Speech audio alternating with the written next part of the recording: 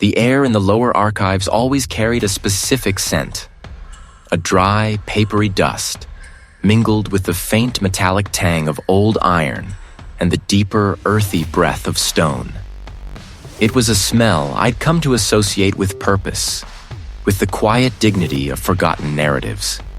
My name is Julian, and I am, by trade and temperament, an archivist.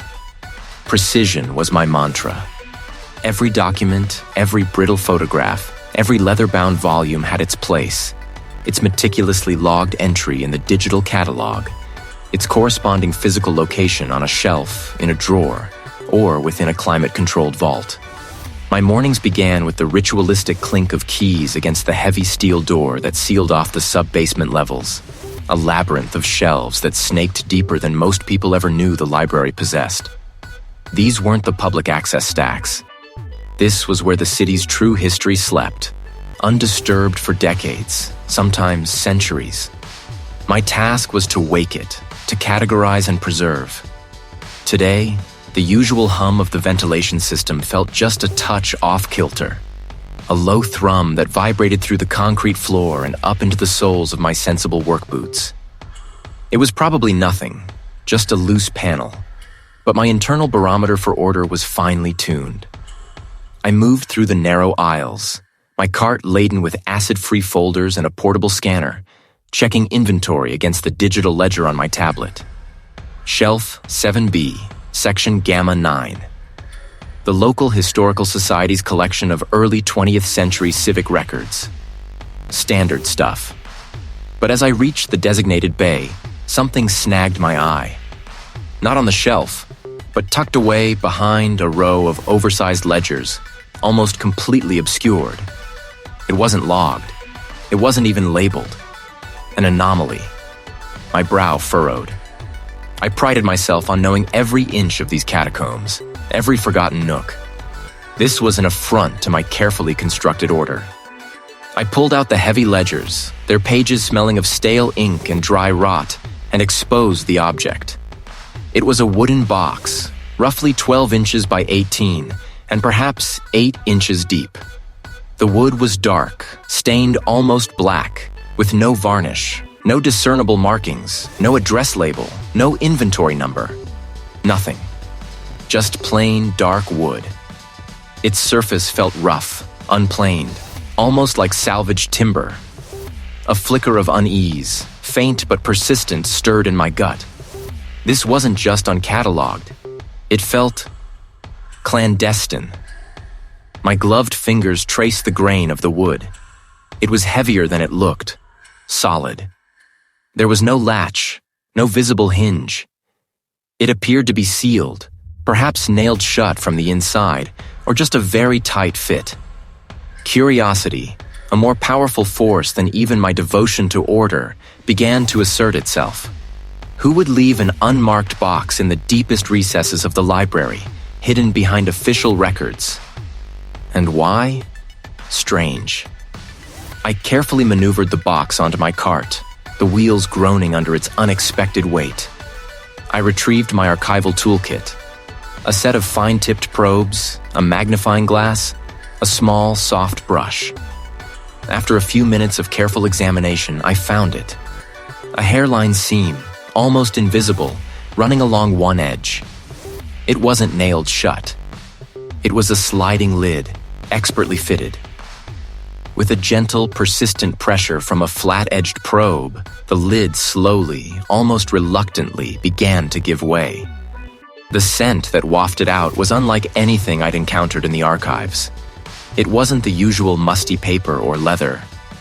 And underneath it all, a faint, almost imperceptible sweetness, like dried herbs. It prickled the hairs on my arms. Inside, nestled on a bed of faded, brittle velvet, lay a collection of items that immediately told me this was no ordinary forgotten box. Their pages were filled with a spidery, precise script, alongside intricate, unsettling drawings. One page, half unfurled, showed a detailed rendering of what looked like a decrepit guard tower in a storm, lightning spiderwebbing across a sky-bruised purple and black, the tower itself leaning precariously, almost melting into the tumultuous backdrop. Beneath the journals were other things. A series of parchment scrolls, tightly rolled and tied with thin braided cord, covered in what looked like star charts, but with constellations I didn't recognize. Their lines connecting points in patterns that seemed to defy astronomical logic.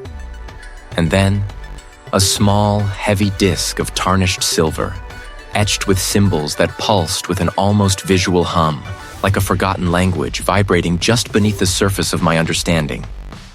My fingers, still gloved, reached for one of the journals. The canvas cover felt rough, almost abrasive against my touch. I opened it carefully, the spine groaning softly. The first page bore a name, written in that same precise hand. Alistair Finch. Professor Alistair Finch. The name resonated with a faint, almost mythical quality in the library's lore. A reclusive 19th century scholar, known for his groundbreaking early work on local folklore, but whose later research had been quietly, almost surgically, removed from public record. Unfit for public consumption. The phrase echoed in my mind, now taking on a far more sinister resonance than I had ever imagined. This wasn't just scandalous. This felt dangerous. This wasn't just history. This felt like a secret that had been deliberately, meticulously buried. And I, Julian, the meticulous archivist, had just unearthed it. Professor Alistair Finch. I felt a strange mix of excitement and trepidation. I told myself it was just the thrill of the find, the archivist's equivalent of an adrenaline rush. The air grew colder, damper with each step. The scent of mildew and dust was thick enough to taste. Finding the Finch collection felt like a quest. It was in the furthest corner, behind a crumbling brick wall I hadn't even noticed before. The shelves were crammed with journals bound in cracked leather, strange artifacts wrapped in yellowed cloth, and rolled-up charts covered in symbols I didn't recognize. I ran a gloved hand over the spine of a journal. The leather was brittle, almost papery. I started with the journals. The earliest entries were meticulous, scholarly. Finch documented local folklore with a detached academic tone. As I moved through the journals, Finch's tone shifted. The detached observation gave way to a feverish intensity. He began to speculate, to theorize, to draw connections between the folklore and something else. Something vast and unknowable. The symbols started appearing more frequently in the margins. Intricate geometric designs that seemed to writhe on the page. I recognized a few constellations, but most were alien, unfamiliar. He wrote of celestial alignments, of a cyclical event that occurred once every few centuries. An event that, according to his research, could tear a rift between worlds. I found anatomical sketches tucked between the pages. Grotesque, distorted figures that defied human anatomy. Limbs bent at impossible angles, faces elongated and inhuman. I glanced over my shoulder, a sudden conviction that I was being watched. The catacombs were silent, save for the faint creaking of the old building settling around me. The artifacts were even stranger. A small obsidian idol with too many limbs, a tarnished silver amulet etched with the same unsettling symbols from the journals, and a collection of smooth, gray stones that hummed faintly when I held them. I carefully cataloged each item, trying to maintain a professional detachment, but it was becoming increasingly difficult. Finch's later entries were almost incoherent, rambling, paranoid accounts of dreams and visions. He described a voice, a whisper in his mind that promised knowledge and power beyond human comprehension. He claimed to be conducting rituals, following instructions gleaned from ancient texts. He believed he was on the verge of a breakthrough, of unlocking a secret that would change the world forever. But his handwriting grew shaky, his thoughts fractured. It was clear that whatever he was pursuing was consuming him. I read one entry dated just weeks before his disappearance. "The stars are aligning," he wrote in a frantic scrawl. "It is coming. I can feel it. The veil is thinning." I cursed under my breath, fumbling for my flashlight. The storm outside was intensifying. I decided to call it a day. I carefully packed up the journals and artifacts, locking them away in a secure case. As I made my way back through the labyrinthine shelves, I felt a growing sense of unease. It wasn't just the storm or the unsettling nature of Finch's research. It was something else. Something deeper. I needed to get out of here. The library doors slammed shut behind me as I stepped out into the rain-swept night. The wind howled, tearing at my coat. I glanced up at the sky, a swirling mass of dark clouds illuminated by flashes of lightning. My drive home was treacherous. The storm was in full fury. The wipers struggled to keep up with the deluge. As I rounded a bend in the road, I saw it. A decrepit guard tower in a storm silhouetted against the raging sky. It was old, the stone crumbling, the roof partially collapsed.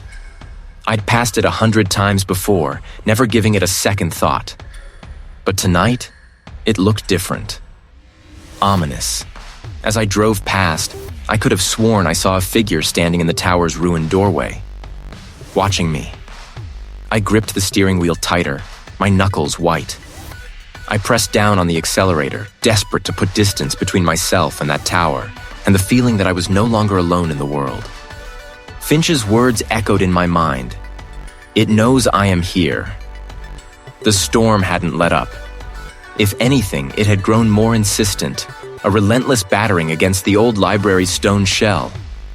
But the driving rain and howling wind only sharpened my focus, pushing the outside world further away. I'd spent the morning wrestling with overdue acquisitions, a necessary evil, but my mind kept drifting back to Finch. His journals, his strange charts, the unsettling feeling they'd left me with. It was a hook I couldn't shake.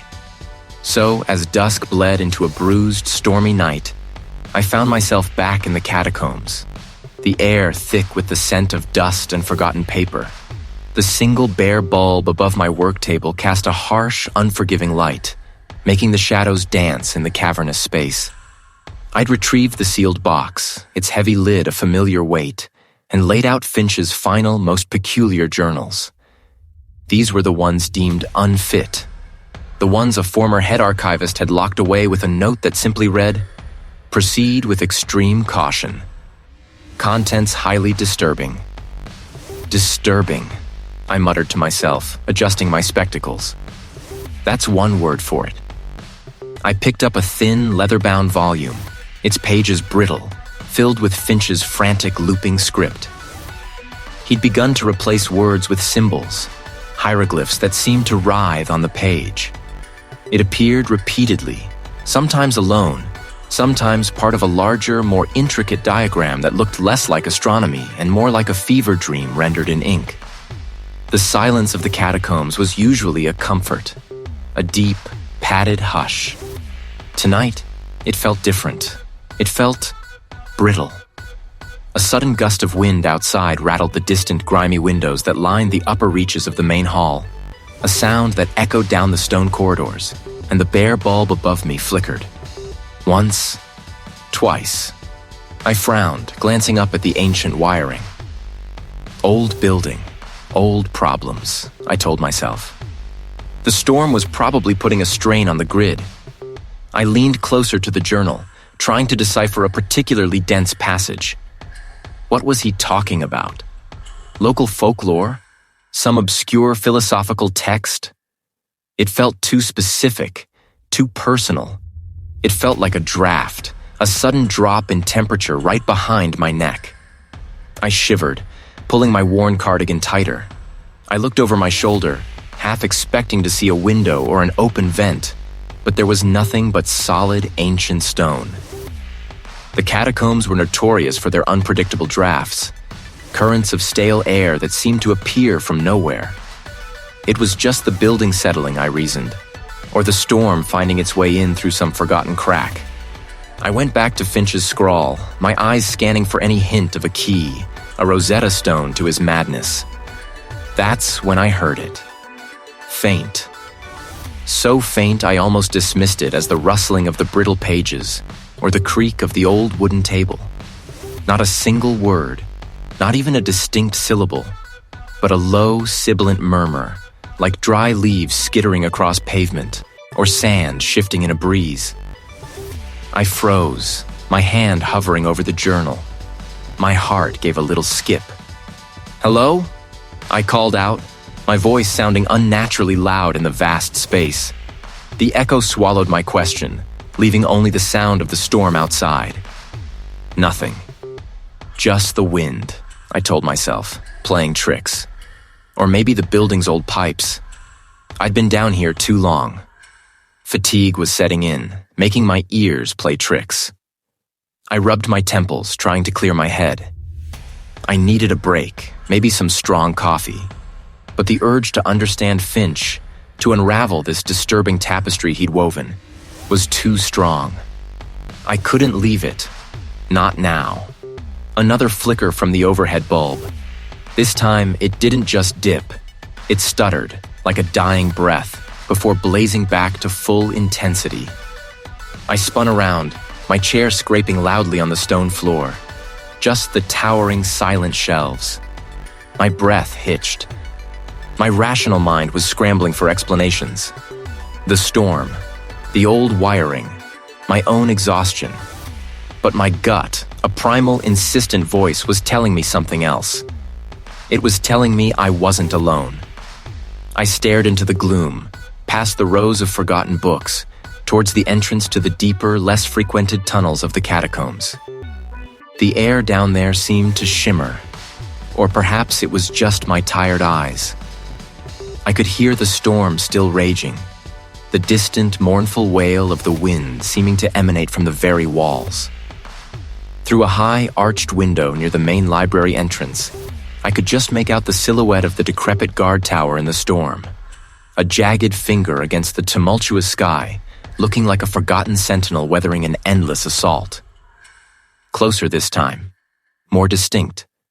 Not words I could understand, but a confluence of soft, dry sounds, like something ancient trying to vocalize. A sound that seemed to curl around the edges of my hearing, teasing comprehension. It was too sustained for a draft, too complex for mere building noises. I gripped the edge of the table, my knuckles white. My eyes darted around the cavernous space. No one. Of course, no one. I was alone. Always alone down here. I tried to dismiss it, to force my attention back to Finch's maddening journals, but my concentration had shattered. Every creak, every distant moan of the wind seemed amplified, imbued with a sinister intent. I was determined, yes, but a tremor of genuine unease was starting to take root. A tiny, insidious seed of fear that was growing, slowly but surely, beneath my carefully constructed walls of logic and archival dedication. I knew I wouldn't be leaving the catacombs tonight without looking over my shoulder every step of the way. Finch's script, once so precise, had devolved into a frantic, looping scrawl, now peppered with these unsettling glyphs. They weren't any script I recognized, no ancient Sumerian, no obscure runic alphabet, nothing from my years spent poring over forgotten languages. They were primal. Jagged lines, unsettling spirals, eyes that seemed to stare back from the ink. A chill, like a draft from a crypt, snaked up my spine, despite the stuffy air of the archive chamber. "What were you looking for, Finch?" I murmured, my voice a dry rasp in the quiet. The journals had become less academic record and more a descent into obsession, each page a step further into a world I barely understood. He'd meticulously documented the positions of certain stars, not the familiar constellations, but faint, almost invisible pinpricks of light that seemed to shift with a peculiar cyclical rhythm. He'd then annotated these charts with the same disturbing symbols now filling the margins of his later writings. My archivist's brain, however, thrives on patterns, even in chaos. I pulled a magnifying glass from my desk drawer, leaning closer. The lines weren't random. They followed a strange, internal logic.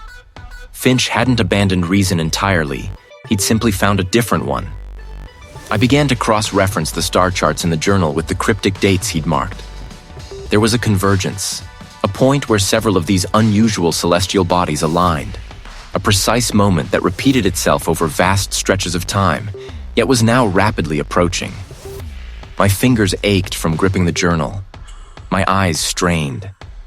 Hours bled into one another. The fluorescent hum of the archive lights felt like an intrusion, a harsh, modern glare against the ancient dread emanating from Finch's work. I pushed the journal aside, pulling out a stack of old local maps I'd previously cataloged, some dating back to the late 18th century, others from Finch's own era. They were fragile, smelling of dust and dried paper, their edges frayed. I spread them out across the large oak table, carefully weighing down the corners. The star chart wasn't a map of the heavens in the conventional sense, I realized, but a key. The peculiar alignment points, when transposed, didn't just mark stars, they marked locations. Finch hadn't been charting distant galaxies, he'd been charting here. My gaze swept over the faded topography, tracing rivers and old carriage roads.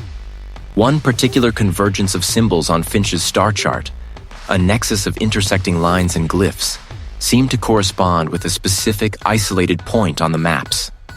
The map showed it nestled deep in a forgotten valley, far from any major roads, its isolation emphasized by the way the old cartographer had drawn the surrounding woods as an impenetrable tangle of lines. My heart began to beat a rhythm against my ribs, not frantic, but a slow, heavy thrum. I found the same area on a slightly newer map from the 1890s, and the settlement had a name, Oak Haven. But on subsequent maps, from the turn of the century onwards, Oak Haven simply vanished. No roads leading to it, no mention, just blank forest where it once stood. It was as if the town had been wiped from existence, not by war or natural disaster, but by collective amnesia. Finch's journal, when I returned to it, seemed to confirm my terrifying hypothesis. His later entries, dense with those writhing symbols, made frequent reference to the Oakhaven Nexus and the alignment of the twin stars over the valley. He spoke of a thinning, a veil dissolving at the precise moment of the celestial convergence. The descriptions were vague, maddeningly so, yet they painted a picture of a place where the barrier between worlds grew porous. This wasn't just a historical oddity anymore. This was a direct, actionable lead. Coordinates for something Finch had clearly been involved with. Something he feared, yet was drawn to. A peculiar sensation began to bloom in my chest, a deep, resonant hum that seemed to vibrate in my bones. It wasn't fear, not entirely. It was a compulsion, insidious and powerful, overriding the logical alarm bells screaming in my mind. My hands trembled as I carefully folded the maps, my eyes still fixed on the forgotten name. The ancient horror wasn't just a subject of study, it was a destination. And I, Julian, Archivist, felt an undeniable, terrifying need to reach it before the stars aligned. The frantic scrawl in Finch's journal, those unsettling glyphs that refused to resolve into any known language, kept me awake. My fingers still tingled from tracing their crude, looping lines. Finch hadn't just documented, he had participated. The thought was a cold knot in my stomach. It wasn't just a place on a map anymore. It was an open wound, bleeding history I was compelled to stitch closed, or perhaps tear wider. The decision was less a choice and more an inevitability. I packed a small bag, mostly the essentials: a flashlight, a sturdy pair of boots, a detailed map of the region, and of course, my copies of Finch's later journals. The drive out of the city was unremarkable. But as I ventured deeper into the coastal plains, the sky began to bruise. Heavy clouds, the color of old lead, rolled in from the sea, swallowing the sun. The wind picked up, rattling the windows of my old sedan. Oakhaven wasn't on many modern maps, a ghost town that had faded from memory after the fishing industry dried up a century ago. The road narrowed, eventually becoming little more than a gravel track winding through skeletal trees. Rain began to fall, first a tentative patter, then a relentless drumming against the roof of the car. Through the blurred windshield, I caught my first glimpse of the coast, a turbulent churn of gray waves. Its stone was chipped, its windows long gone, leaving hollow eyes staring out at the tempest. The wind howled through its empty frame, a mournful, echoing cry that seemed to carry the weight of forgotten watchmen. It stood like a monument to abandonment, a stark warning. The town itself was a collection of sagging wooden structures, gray and weathered, huddled against the relentless coastal wind. No streetlights, no signs of life. The only sound was the shriek of the wind and the relentless deluge. I drove slowly, my headlights cutting feeble paths through the rain-swept desolation. Moss clung to the shingles, and tall weeds choked what used to be gardens. Finch's journals mentioned specific landmarks, a crooked oak, a crumbling stone wall, and I navigated by these. A peculiar scavenger hunt through a dead town. My boots squelched in the mud as I stepped out, the rain instantly soaking my jacket. The air was thick with the smell of damp earth, salt, and something else. Something metallic and cloying, like old blood. My flashlight beam danced over the decaying facades. I spotted the first carving near what might have been a general store. A crude, deep incision in a massive, sea-worn boulder. It was a spiral, but not a natural one. It branched, almost like roots, ending in sharp, angular points. It felt less like art and more like a wound on the stone. Further on, nestled amongst a cluster of petrified trees, I found more. Small, cairn-like piles of stones, each topped with a flat slab bearing similar etchings. These weren't grave markers. They were too numerous, too scattered, and the symbols were too alien. I felt a prickle on the back of my neck, the distinct sensation of being watched, even though the only movement was the thrashing trees and the racing clouds. This wasn't just folklore. This was something tangible, something that had been done here.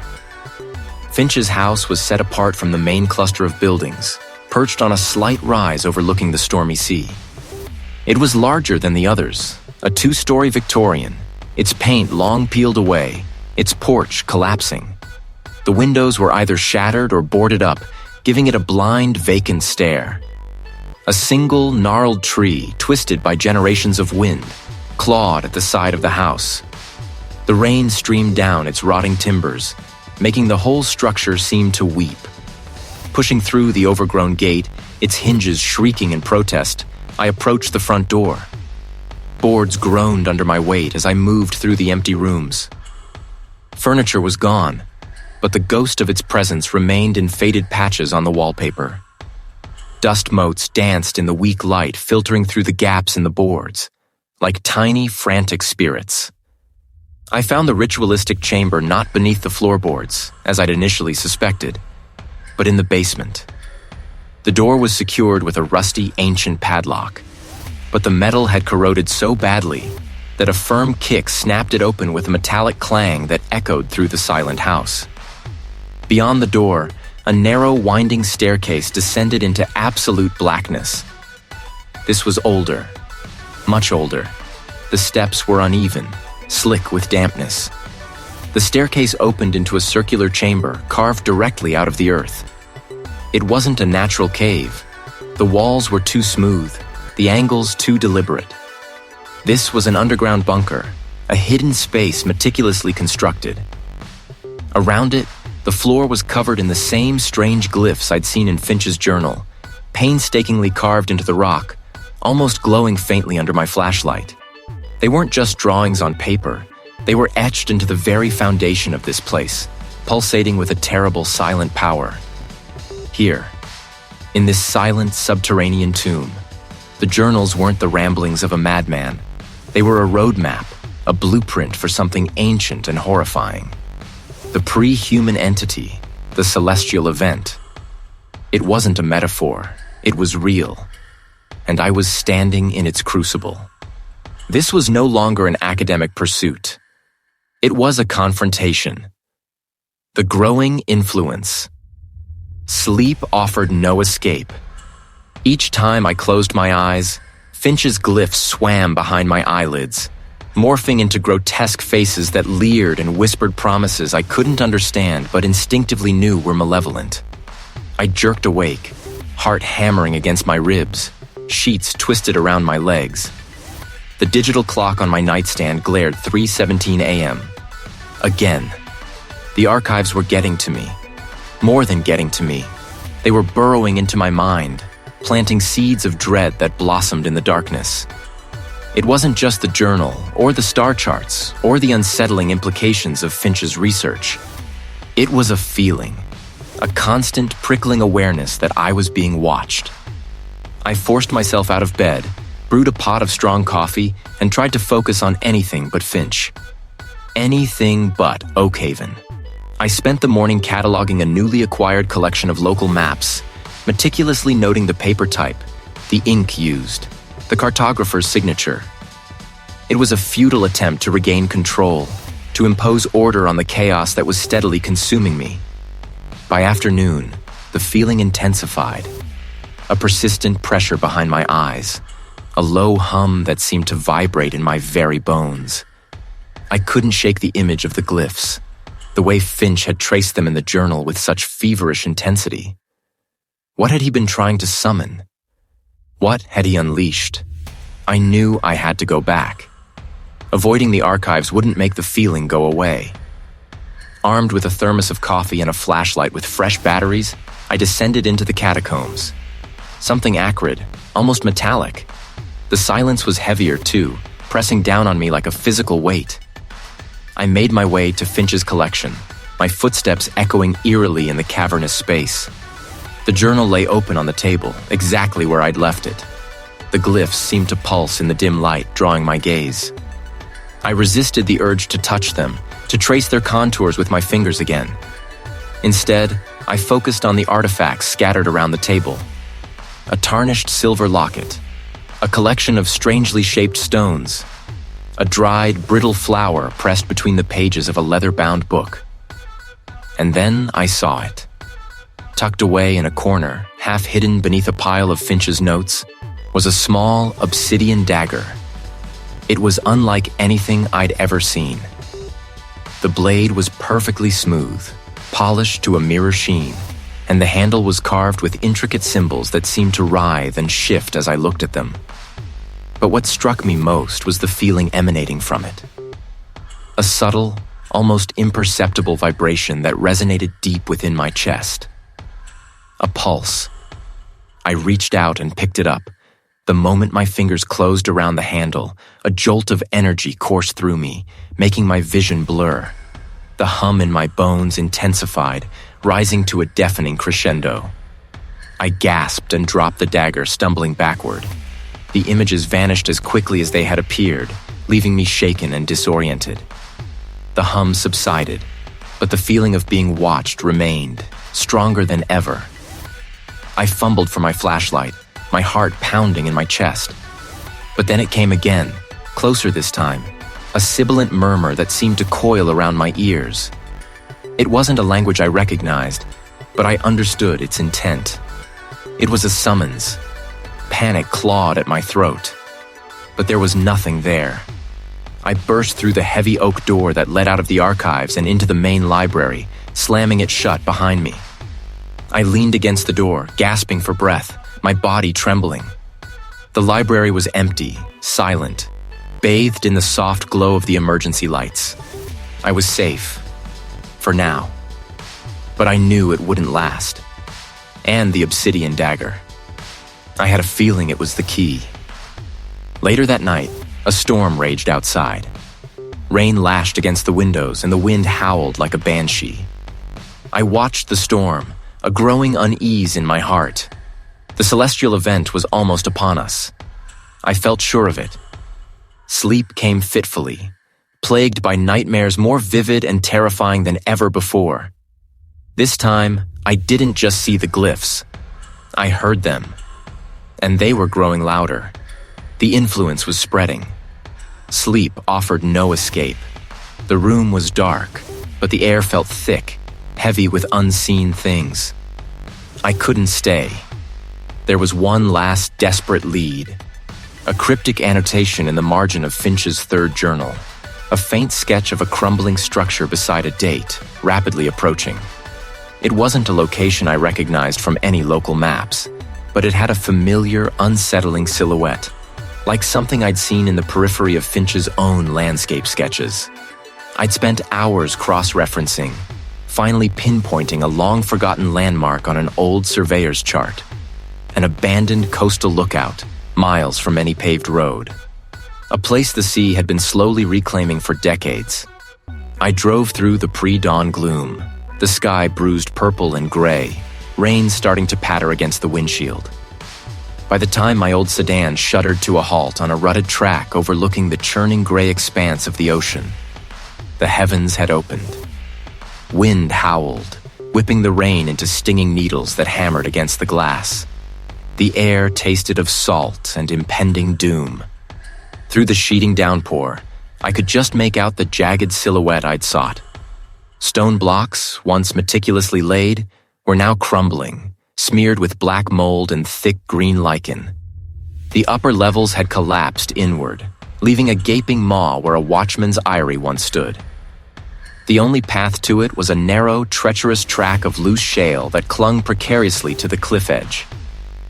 Every instinct screamed at me to turn back, to abandon this fool's errand and seek safety. Clutching Finch's final locked journal, the one I'd finally managed to pry open with a careful hand and a thin metal shim, I pushed open the door. The wind tore at my clothes, soaking me instantly. The tower loomed, a decaying monument to forgotten vigilance. Inside, it was a ruin. The circular chamber was open to the elements in places, the floor littered with shards of broken slate and the sodden remains of seabirds. My flashlight beam cut through the gloom, dancing over graffiti-scarred walls, but no sign of Finch. No sign of anything, really, beyond the general desolation. Then my light caught on something. Not on the wall, but in a small, almost imperceptible alcove near the floor, half obscured by a fallen beam. A small, lead-lined box, sealed with a rusted clasp. Finch's meticulousness, even in extremis. With trembling fingers, I worked the clasp open. Inside, nested in dried seagrass, was a small, leather-bound book, identical in size and style to the one I carried, but clearly much older, its cover warped by moisture. This was it. Finch's true final testament. I settled myself against a relatively dry section of wall, the storm raging outside, a frantic percussion against the ancient stone. The air inside the tower seemed to thicken, pressing down on me. I opened the journal. The script was Finch's, but wilder, more erratic than his usual elegant hand.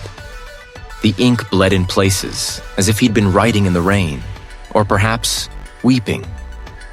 But then, the tone shifted. The language grew less academic, more fervent, almost devotional.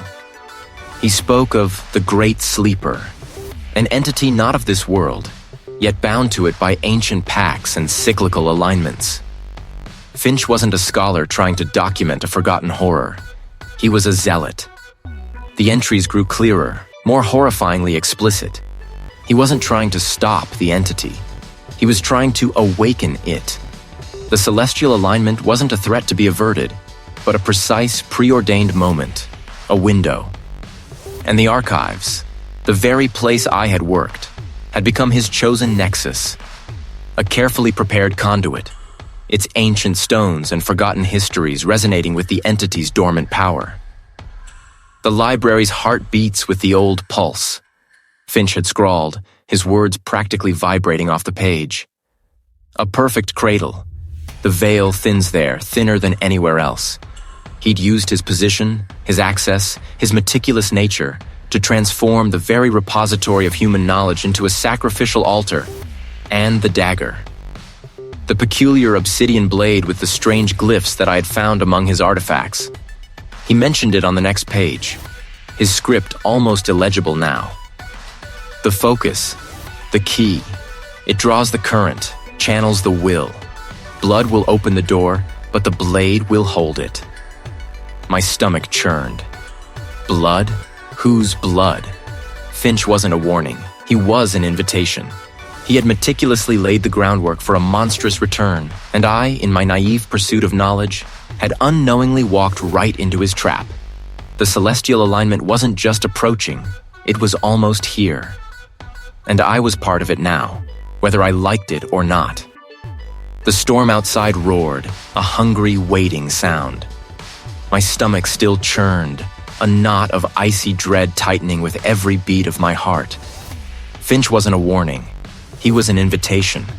The realization hit me like a physical blow, leaving me breathless in the musty air of the catacombs. I stumbled out of the deepest recesses, past the rows of forgotten tomes, my mind a frantic tangle of star charts, cryptic symbols, and the chilling image of that stained paper. I spotted a colleague at the circulation desk, meticulously sorting returned books. "It's real," I blurted, my voice raspy. The colleague looked up, a placid smile on their face. "Julian, you look like you've seen a ghost." "Worse," I insisted, leaning over the counter, my hands gripping the polished wood. "Finch, his research. It's not just history. It's happening. The alignment. There's a ritual, a rift. This place, the archives, it's the nexus." Their smile faltered, replaced by a slight frown. "Julian, you've been down there a long time. Perhaps you need a break, a strong coffee?" "No, listen to me," I pleaded, my voice rising. "There's an entity, something ancient. Finch was trying to bring it back, or perhaps allow it back. There was blood on his notes. A sacrifice, I think." A different colleague, passing by with a stack of folios, paused, giving me a pitying look. "He's been working too hard on that Finch collection. It's notoriously unsettling." "Unsettling isn't the word," I practically shouted, earning a few curious glances from patrons. "It's a threat to everything." The circulation desk colleague gently pushed a glass of water towards me. "Julian, you're agitated. Why don't you go home? Get some rest. We can talk about this in the morning." Their dismissive tones, the soft, understanding glances, were like blunt instruments against my raw nerves. They didn't believe me. They thought I was cracking under the pressure of too many dusty tomes and too little sunlight. Defeated but not deterred, I fled the library, the cool evening air doing little to calm my racing thoughts. The police. They had to listen. I found the local station, a squat brick building with a faded sign. Inside, the fluorescent lights hummed, casting a pale glow on the worn linoleum. I approached the reception desk where an officer sat calmly typing. "I need to report something urgent," I stated, trying to keep my voice even, professional. "A threat. A pre-human entity, a ritual, celestial alignment." The officer slowly stopped typing, raising an eyebrow. "Start from the beginning, sir." Slowly. I tried. I watched their expressions shift from professional curiosity to polite bewilderment, then to a kind of patient, weary skepticism. "So you're saying a dead scholar from the 19th century is trying to summon some kind of ancient monster from space using old books?" The officer summarized, their voice flat, devoid of judgment but also of belief. "It's not from space, not exactly," I corrected, feeling my desperation mount. "It's from between places. And the alignment is a key. The archives are the focus point. We have to stop it." The officer sighed, leaning back in their chair. "Look, Julian, I understand you're distressed. We get all sorts here. People see things, read things, get a little carried away. But we can't act on something like this without any tangible evidence. No crime has been committed. No one's been hurt. You're talking about. They wouldn't help. No one would." I was utterly, terrifyingly alone. The celestial alignment was rapidly approaching. I could feel it, a subtle hum in the very air, a shift in the light filtering through the high, grimy windows. My gaze fell upon Finch's collection, now illuminated by the single bare bulb I'd strung up. There had to be something.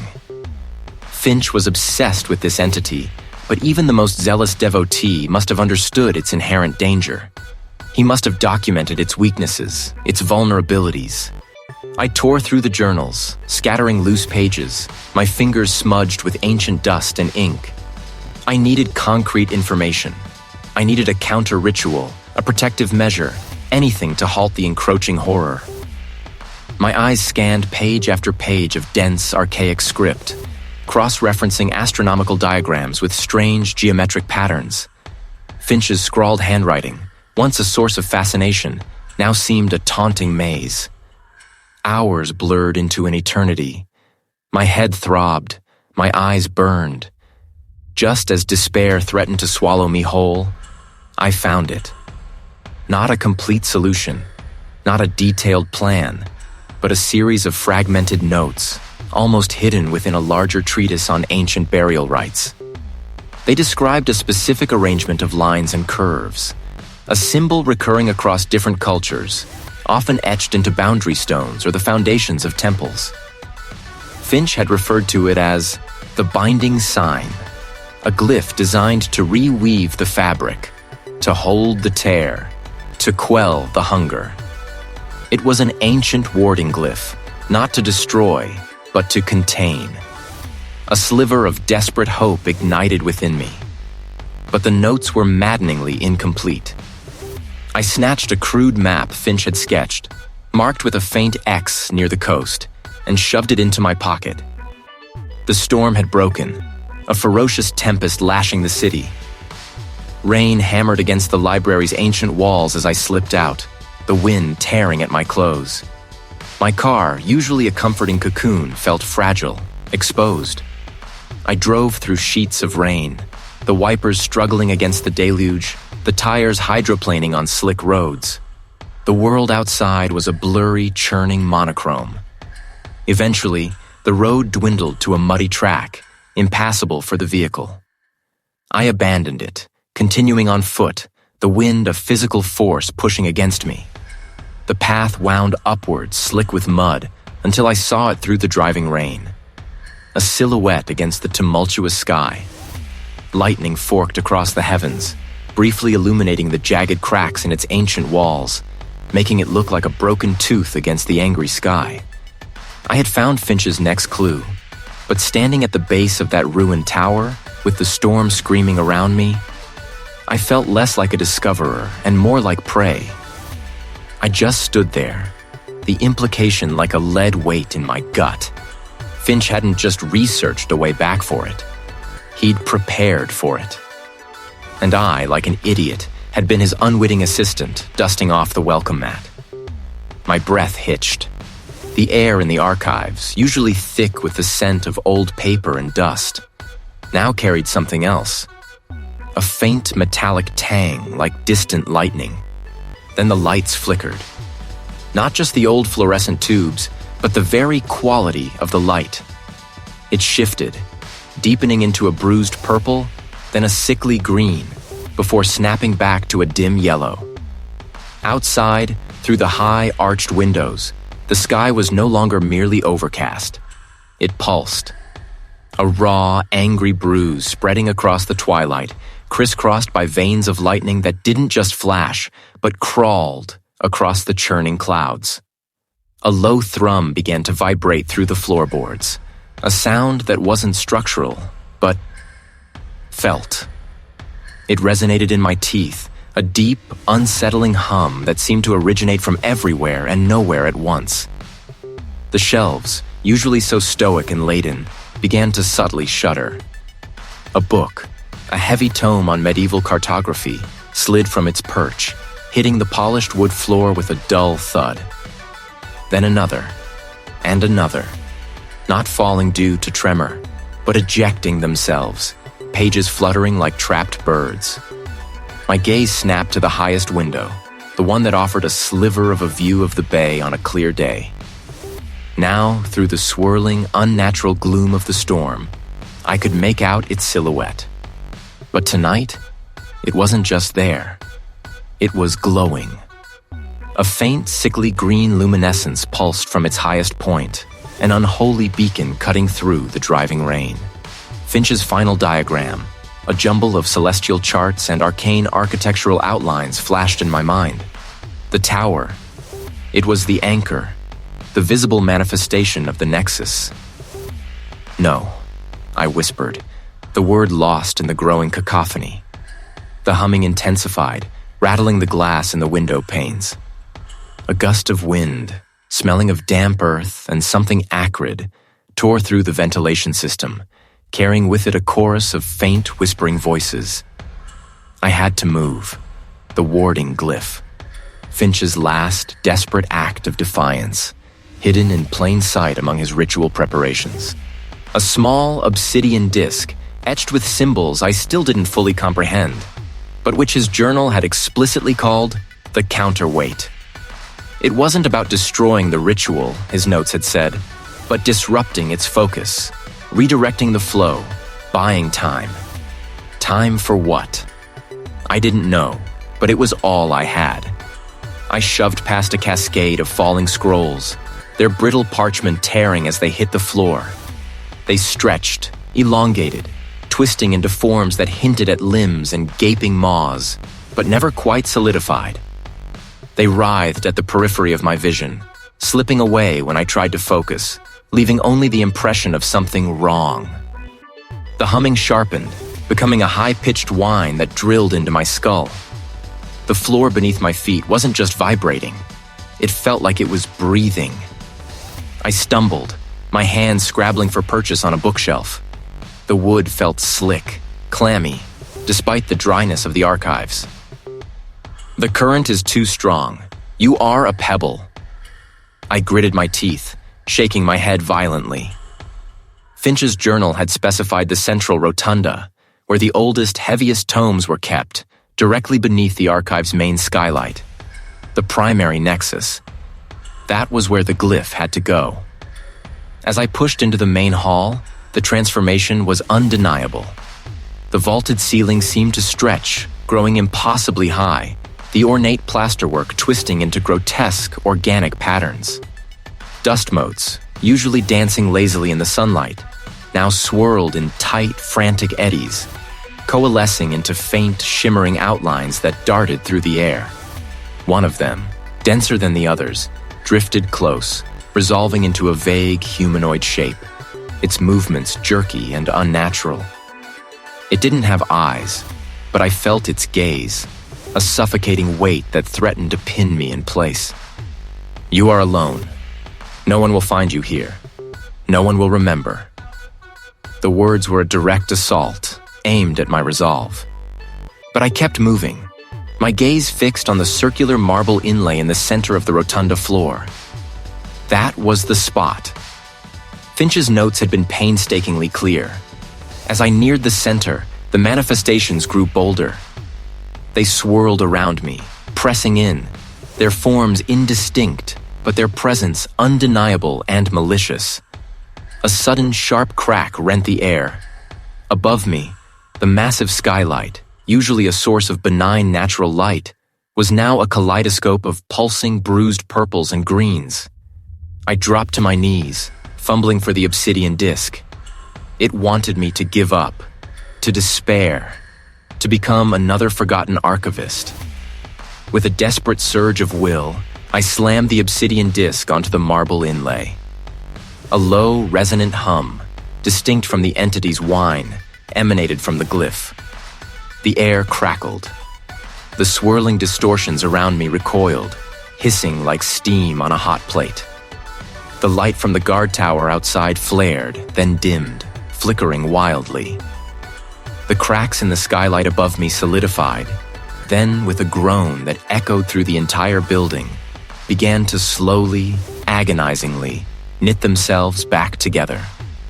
The unholy light in the sky outside pulsed one last violent time, then slowly, hesitantly, began to recede, leaving behind only the bruised, storm-swept twilight. I lay there gasping, the obsidian disc still humming faintly beneath my palm. The entity's presence hadn't vanished, not entirely. I had disrupted it. I had bought time. But as I slowly pushed myself up, my muscles screaming in protest, I knew this wasn't over. Shifting, impossible shapes that writhed at the edges of my vision, solidifying into something akin to elongated limbs, or perhaps tendrils, reaching for me from the deepening gloom. The library's familiar scent of aging paper and dust was being violently overwritten by something metallic, acrid, like ozone and rust. I pushed forward, my hand outstretched, brushing against the cold, smooth marble. This was it. The Nexus. The very air around me thickened, growing heavy, oppressive. Then, with a sound like a tearing canvas followed by a thunderclap that rattled my teeth, the rotunda vanished. One moment, I was braced against the marble floor. The next, I was stumbling, disoriented, onto a precarious, rotting wooden platform. The air was no longer thick with ozone, but whipped into a frenzy, stinging my face with salt spray and driving rain. I gasped, my lungs burning with the sudden, frigid assault. The structure groaned around me, a symphony of decay. Rusted iron bolts screamed against sodden timber, and loose planks clattered like bones. Below me, waves crashed against craggy rocks with a deafening roar, sending plumes of spray high into the air. The tower swayed, a drunken mast in an impossible storm, and I clutched at a damp, moss-covered support beam, my knuckles white. This wasn't a vision. It was terrifyingly real. I had been pulled through. The breach wasn't just opening, it was here. It pulsed, a gaping wound in reality. It was a place where up was down, where light bent into unnatural angles, where the very concept of dimension seemed to unravel. It was the sound of something vast, ancient, and utterly indifferent to human existence. Then, a figure began to coalesce within the maelstrom, forming from the churning chaos of the breach. Finch, or what was left of him. A monstrous puppet, animated by the very entity he had sought to understand, now merely a conduit for its will. "You came," Finch's voice rasped, but it wasn't his voice. It was a chorus of voices, layered and echoing like 1,000 insects buzzing in a skull. You always come. The curious, the desperate, the offering. My breath hitched in my throat.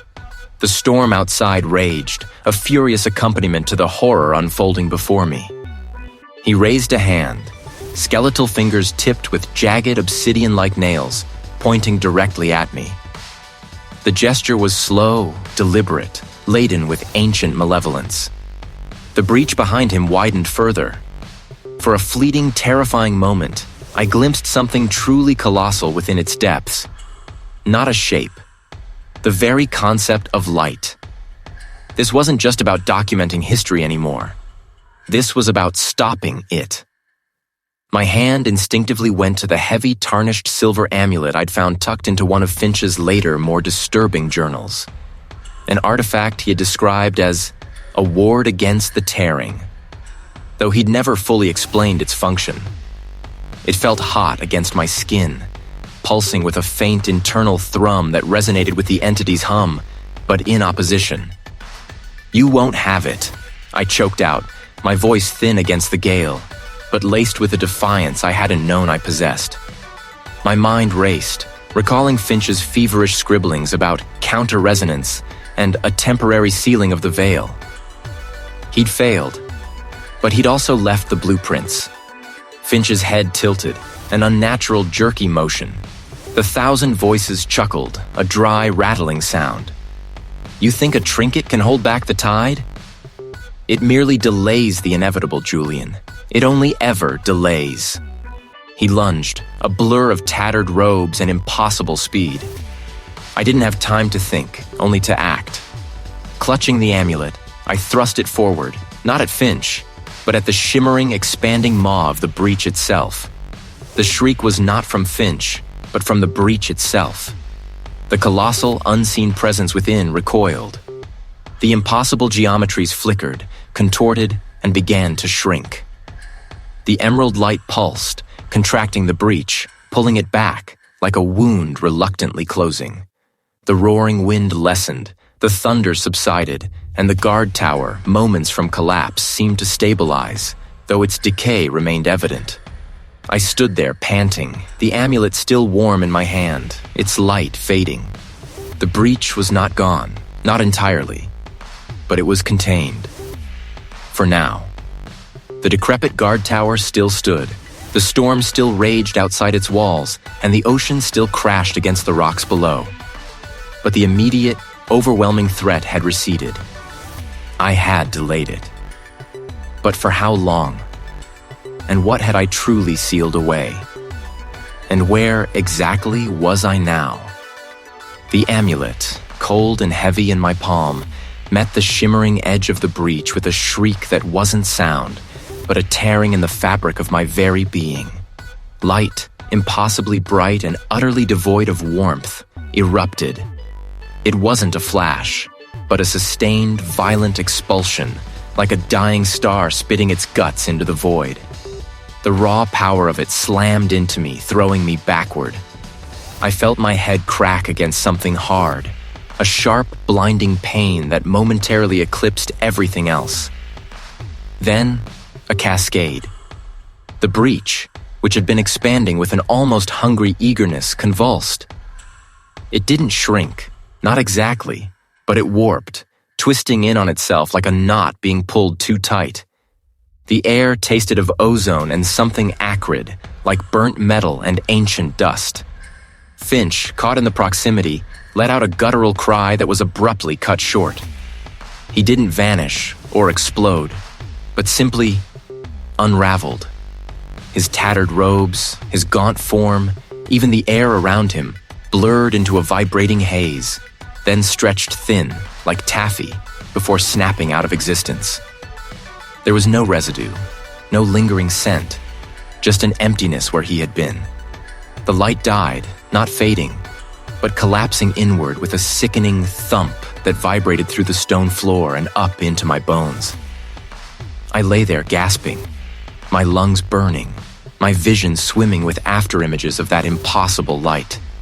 Dust rained down from the high ceilings, thick and gray, coating everything in a fine, gritty layer. A section of the archive wall, weakened by the energies, groaned and then gave way with a rumble, sending a shower of ancient bricks and splintered wood crashing into the shelves below. Books, priceless and irreplaceable, tumbled into the growing debris, their pages scattering like dead leaves. My head throbbed. I pushed myself up, my limbs protesting with dull aches and sharp stabs. My fingers, when I brought them to my temple, came away slick with something warm. Blood. The amulet had fallen from my grasp, now lying innocently on the dusty floor, its dull metal absorbing the faint light filtering from the distant shattered windows. It looked like nothing more than a trinket now, an antique bauble. But I knew better. The breach was gone. Or, more accurately, it was contained. Where the shimmering maw had been, there was now a faint, almost imperceptible ripple in the air, like heat haze over asphalt on a summer day. It was subtle, insidious, and utterly terrifying. I could feel it, a cold spot in the air, a whisper in the back of my mind that wasn't a voice, but a presence. It was still there. Repelled, yes, but not banished. It was woven into the very fabric of this place now, a stain on reality. The entity hadn't been defeated. It had merely been integrated. Days blurred into a haze of pain and disorientation. I remembered stumbling through the devastated archives, the air thick with dust and the smell of damp earth from the newly exposed foundations. I remembered the bewildered faces of the municipal officers who eventually found me, huddled amidst the wreckage, my clothes torn, my skin caked with grime and dried blood.